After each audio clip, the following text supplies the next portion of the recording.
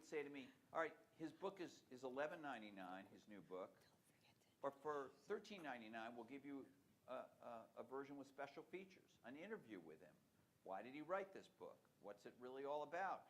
He had an alternate ending. We're going to tell you the alternate ending. Whatever. Just think about what you get on a DVD or a Blu-ray disc. There's zero reason today you can't do that.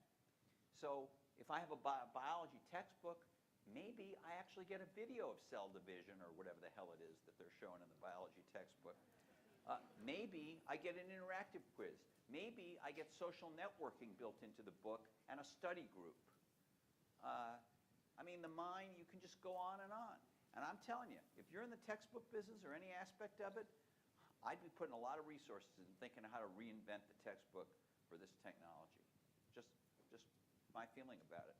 I'm not going to ever make any money off it. I'm just saying. Yes, sir. Calvin Reed, Publishers Weekly. Well, I cover the book industry, primarily the trade book industry, although we do cover the educational market as well. But I'm curious, you mentioned that for sure the tablet and cloud computing is going to affect the textbook market and textbook publishing. It's going to affect higher education. Yeah. I'd be curious to know your thoughts about the trade book side of the business. Well, I think we know. And newspapers. Well, okay, I think we know the answer to that already. Yeah. The answer to that is Amazon has said the Kindle is the biggest selling product they've ever sold, and they sell everything, right? I mean, I don't know about you, but I buy everything there. I buy food there. I mean, I buy all kinds of things on Amazon. If the Kindle is the best-selling product, and the e-books that they're selling are selling like crazy, and Barnes & Noble, I think, made a similar comment, press release this week. And Steve Jobs is no fool, and he's gotten into selling them. We know what the answer is on that. And by the way, unless college has changed a whole hell of a lot, unless you're a science major, one of the sciences, if you're in humanities or liberal arts or social sciences, you're going to be assigned what he's calling trade books. You're going to be assigned novels. You're going to be assigned books that are already in the Kindle catalog and the Barnes & Noble Nook catalog and the iBooks catalog and all the other e-book stores that are represented out here. So a lot of the books that somebody going through college is going to be asked to read are not textbooks. And they're already digital, and they're already accessible on a $139 Kindle or a $499 iPad, or God knows, one of these tablets, whichever ones are back here next year and survive and maybe are $250 or whatever they cost, they're already going to be there. By then, I suspect the Kindle will be $99, all right? So that's my answer on trade books. I think we know the answer. Look, paper books aren't going away tomorrow. One thing doesn't always kill the other, but the world is adjusting. John Idelson, California State University, Monterey Bay. When radio first came out, it was educational radio at a university, then it got taken over consumer. Yeah. Educational television, we had channels set aside for the film industry.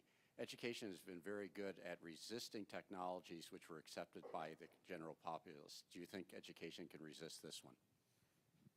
No. And I'll tell you why. The most regressive forces in technology are what I call the Soviet ministries. I used to remember, as Robin mentioned, I used to cover foreign policy. I used to go to the Soviet ministries when there was a USSR. I would go to Moscow and talk to these guys. And what was the function of the Soviet ministry? It was to sit between the consumer and the producer and make market and try to supplant the market. Okay, so that's why there were never enough raincoats in the right size in Minsk every year, and there were too many raincoats in the wrong size in Vladivostok, because you can't figure out the market with a committee, with a Soviet ministry. Who are the Soviet ministries? They're the people that make technology decisions on behalf, theoretically on behalf, of the people that actually use the technology, without the people that use the technology having the power to do it. So they are IT departments in big organizations, not just universities, but including universities. They are networking companies, wireless network companies, cable companies, ISPs, which are totally legitimate companies that deserve to get paid for their very expensive networks, and if they manage their money well, deserve to make a big profit on it. I have no problem with that. But in my opinion, don't deserve to dictate what you can do on their networks up and down. And IT departments don't deserve to dictate all the tools that somebody who might be made more productive wants. So I think that there's a certain establishment part of every university, this is a higher ed conference, right, who may resist some of these technology things. And remember, I'm not just talking about textbooks. I'm talking about the way we teach. I'm talking about the way students collaborate. They'll resist it, and sometimes they'll be right, because we don't want to lose the human aspect on some of these things. And there are important things that should remain analog. But a lot of times they'll be wrong, and here's why they won't be able to resist it.